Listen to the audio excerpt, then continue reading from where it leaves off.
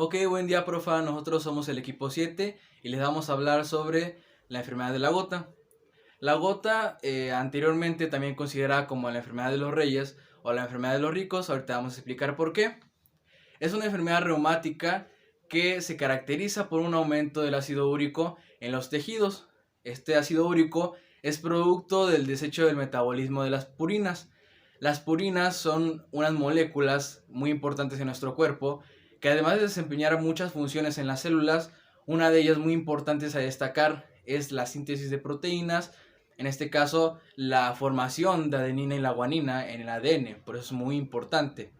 Al metabolizarse estas purinas, desechan un producto llamado ácido úrico. Este ácido úrico viaja a través de la sangre hacia los riñones y los riñones lo excretan mediante la orina. Cuando en la gota existe un aumento de este ácido úrico, es decir, existe una hiperuricemia, ¿ok? Esta hiperuricemia, como está en la gota, desencadena varios signos y síntomas que vamos a explicar más al rato por qué. Desencadena síntomas que van a afectar como tal la calidad de vida de una persona.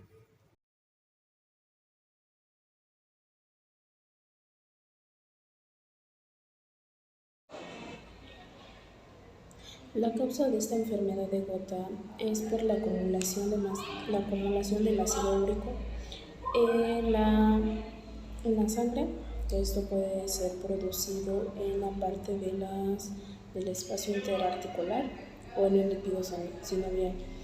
Eso se va a presentar unos tipos cristales en la parte de la zona del espacio interarticular, y esto puede causar dolor, hinchazón y temperatura en el área. Esto puede ser hereditario, también por el alto consumo de purinas. Esas purinas las podemos encontrar en los alimentos, que puede ser el alcohol, carnes rojas, atún, caldo de pollo y chuletas, entre otros. Esto también puede ser causado por personas que tengan sobrepeso u obesidad, en personas con presión arterial muy alta y también enfermedades de renal crónica.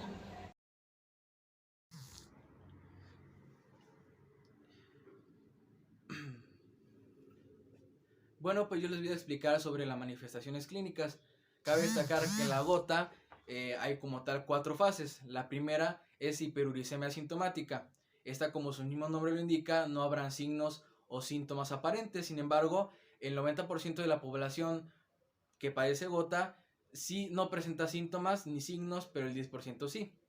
La segunda fase, ya hablamos de un ataque agudo de gota. Esta va a ser como tal el primer ataque de gota que va a sufrir la persona.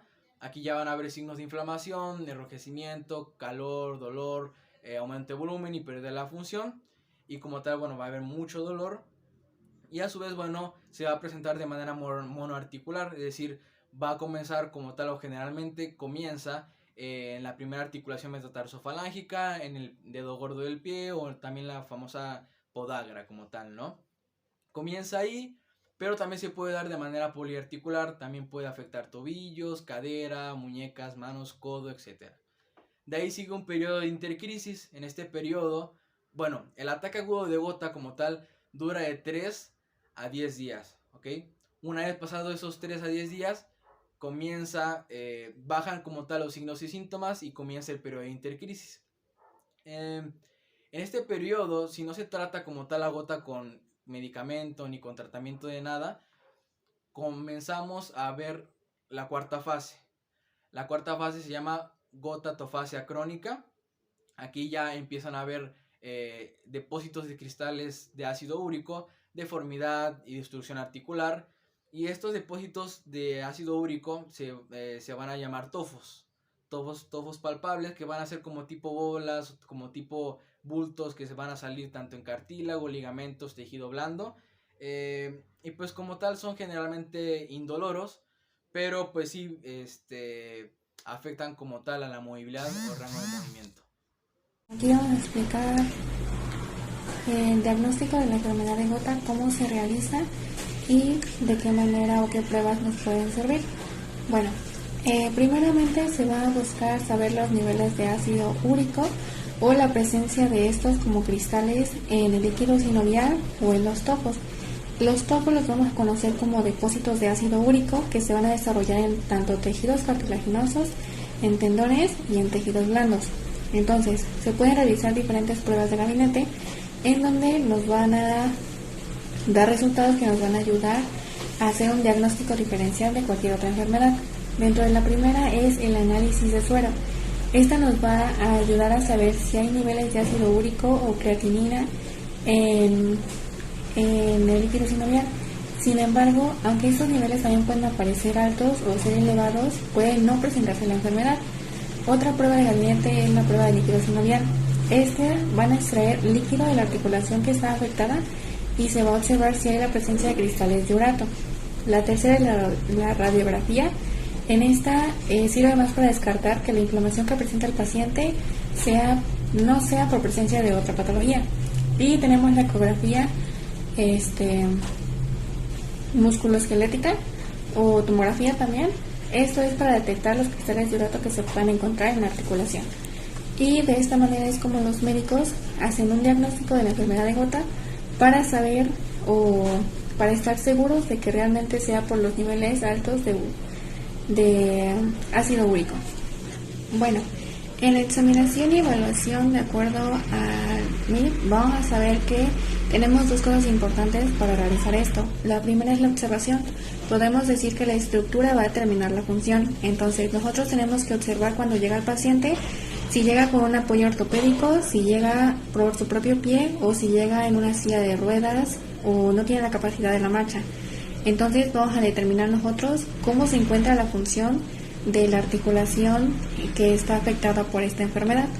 De igual manera, vamos a saber por pruebas funcionales cómo se encuentra la articulación. En este caso sería el tobillo. Vamos a hacer diferentes pruebas como se ve en la imagen, que es el rango de movilidad en el tobillo, haciendo flexión, extensión, lateralizaciones, círculos o circunvoluciones, para determinar si en algún momento se presenta una limitación debido al dolor o debido porque la estructura se encuentre un poco atrofiada o que los músculos no tengan como la capacidad de poder pasar de un límite que no sea normal. Entonces vamos a observar esto y por medio de las pruebas entonces vamos a determinar qué ejercicios podemos aplicar al paciente y cómo debemos aplicarlo o cuántas repeticiones debemos hacer. El diagnóstico va a ser diferente al diagnóstico médico y al diagnóstico fisioterapéutico. El diagnóstico se va a dividir en tres: problema, causa y manifestaciones. En el problema se va a situar lo que es el dolor, la inflamación o el hinchazón en esta sería una enfermedad de gota. Su causa va a ser lo que es la limitación que va a tener este paciente en la enfermedad de gota. Sus manifestaciones van a ser las limitaciones en no poder realizar actividades en lo que es en la vida diaria. Y los pronósticos va a ser el pensar a futuro de esta persona, y esto se va a dividir a corto, mediano y largo plazo.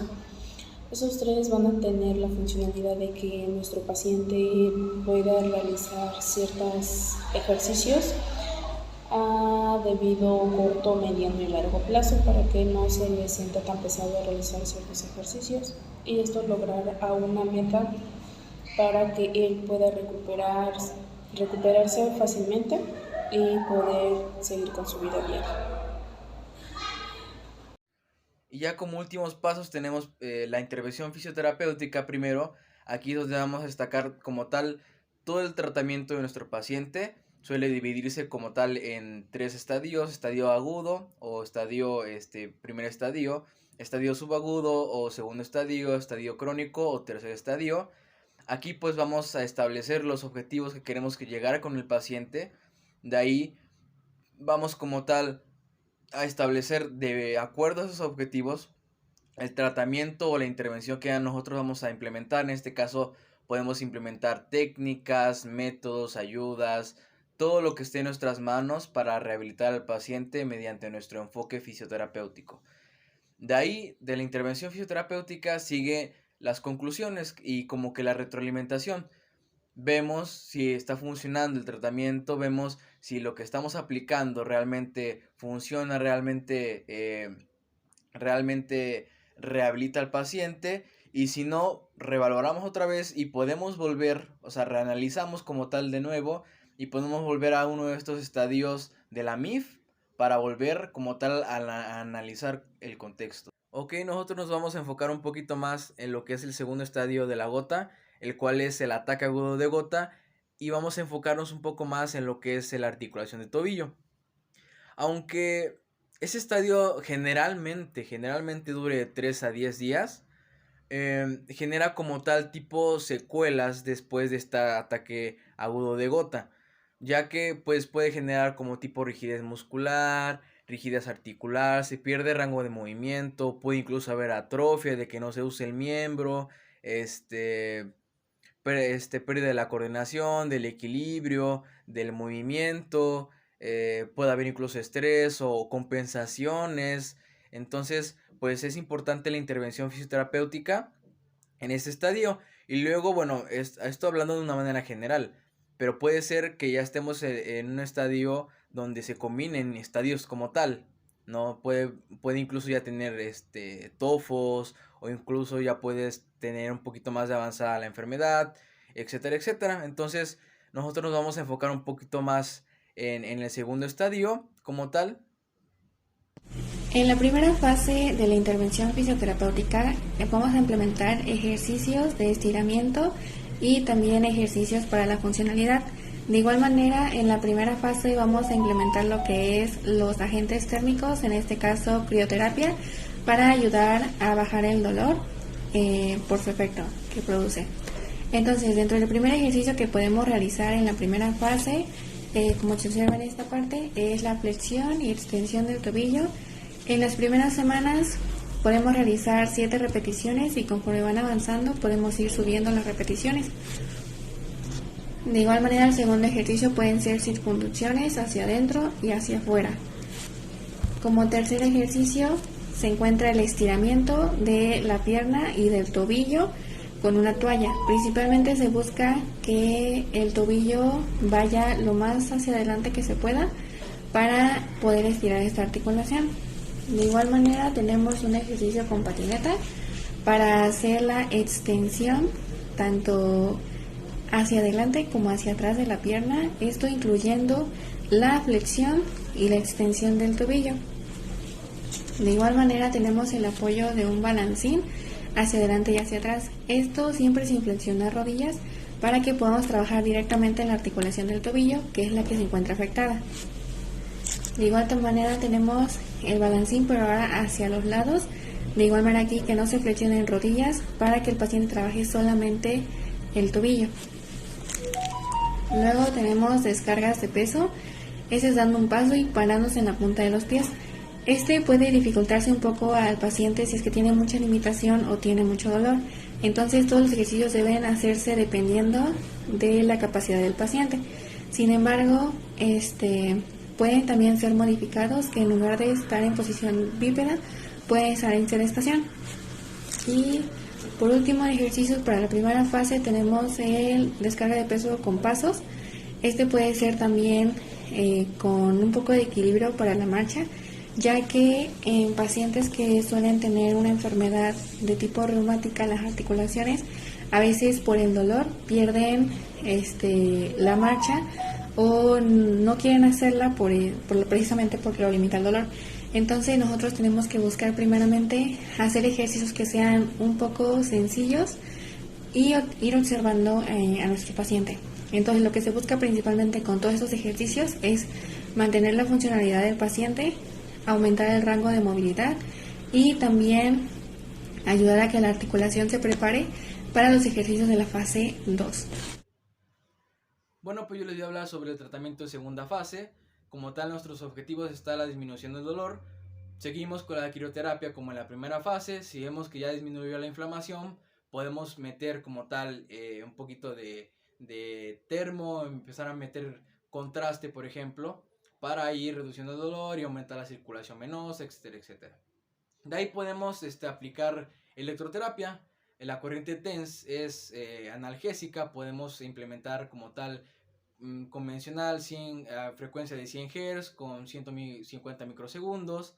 Ya después empezamos con movilizaciones pasivas y activas como tal en tobillo, empezar a calentar, a movilizar como tal, para después ya empezar con el ejercicio.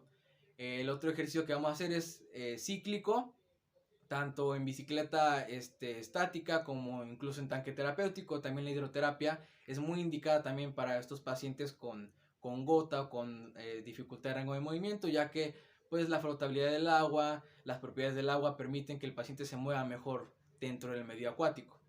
Ok, pero este ejercicio cíclico pues va a ser indicado como tal en miembro inferior, o pues en donde se dé en donde se dé el ataque de gota, pero pues nosotros nos enfocamos en miembro inferior, ok, y pues trabaja movilidad articular, poliarticular, ok, y y como tal también, ¿por qué no?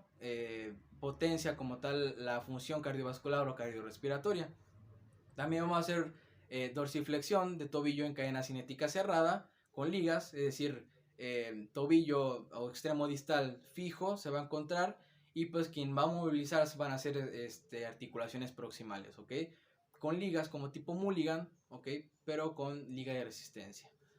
Tendremos también los estiramientos, una rueda de estiramientos en gastrocnemios, en isquiotibiales, cadena posterior, cadena anterior en tibiales, cuádriceps. En este caso para disminuir rigidez articular, ¿ok? En la medida de los ejercicios pues podemos sobrecargar como tal los músculos, entonces para prevenir esa sobrecarga vamos a aplicar esta ronda de estiramientos. Al final, bueno, la hidroterapia también es muy buena, indicada en procesos en enfermedades reumáticas o en enfermedades, en cualquier tipo de enfermedad que afecte el movimiento. Podemos implementar el método Barragas, un tipo de FNP acuático, ¿ok? Para empezar a movilizar en el agua, movilizar articulación por articulación. En este caso podemos movilizar tobillo, rodilla y cadera, ¿ok? O el método Watsu. El método Watsu es un método de relajación acuática, ¿ok? Muy indicado en pacientes con algún tipo de dolor, con enfermedades que conlleven dolor como fibromialgia, artritis reumatoide, artritis idiopática juvenil, estrés generalizado, lumbociática, enfermedades que involucren dolor. El método Watsu es muy indicada para esas personas. El primer ejercicio es colocar una pelota por debajo de la planta y llevarlo hacia adelante y hacia atrás, tocando lo que es el talón y la punta de los pies. El segundo ejercicio es colocar una pelotita más grande por debajo de la planta y apretarlo con todo el peso que podamos. El siguiente ejercicio es colocarnos o ponernos en puntitas y viceversa, luego en talón. Último ejercicio es llevar y traer el pie hacia adelante y hacia atrás. Se van a realizar en ambos pies. El objetivo de estos ejercicios es fortalecer y mejorar el rango de movimiento de nuestro paciente. Esos ejercicios se van a realizar 3 series por 10 repeticiones de cada ejercicio.